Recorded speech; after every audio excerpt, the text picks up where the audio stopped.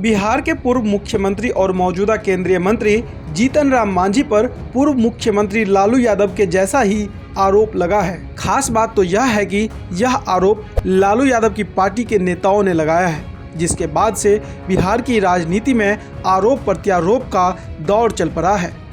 मामले का मोर्चा खुद जीतन राम मांझी ने संभाल रखा है।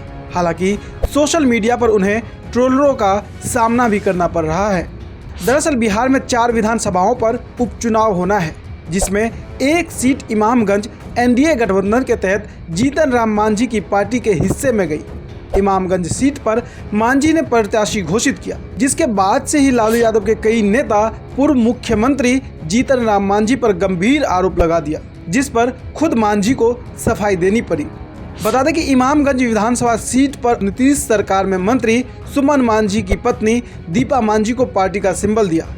इसी को परिवारवाद का मुद्दा बनाकर आरजेडी ने तंज कसा है। आरजेडी प्रवक्ता ने कहा कि पार्टी का नाम ही हम है, इसलिए टिकट केवल हमारे लोगों को ही मिलेगा।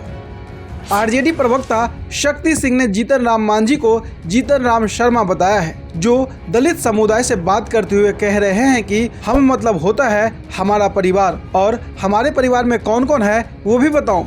दलित समुदाय कहता है नाना शर्मा जी मत बताइए, वो तो पूरा बिहार जानता ही है। आपके परिवार में आप है, आपकी समधन, आपका बेटा, आपकी बहू, आपका दामाद है।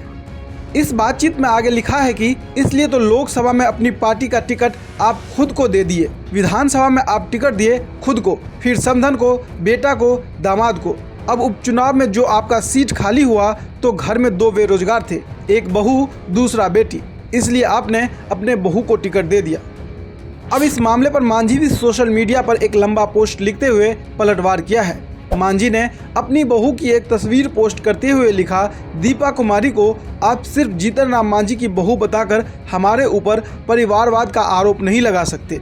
वैसे लोगों को मैं बता देना चाहता हूं कि दीपा से मैंने संतोष सुमन की शादी इसलिए कराई कि वह हमारे समाज की पहली लड़की रही जो तमाम राजनीतिक ताना बाना से इतर हमारे गरीब बच्चों के बीच शिक्षा की अलग जगह रही थी।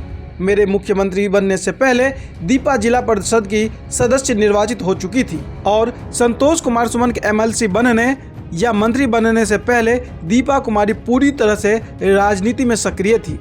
जब भी विपक्ष ने किसी महिला को आगे करके हमारे एनडीए गठबंधन के नेताओं को घेरने की कोशिश की, दीपा ने उन्हें मुंहतोड़ जवाब दिया है। ऐसी है समाज में अलग जगाने वाली दीपा। अब इसके बावजूद भी यदि कोई दीपा का नाम लेकर मेरे ऊपर परिवारवाद का आरोप लगा रहे हैं तो वह उनकी विकृत मानसिकता को दर्शाता है।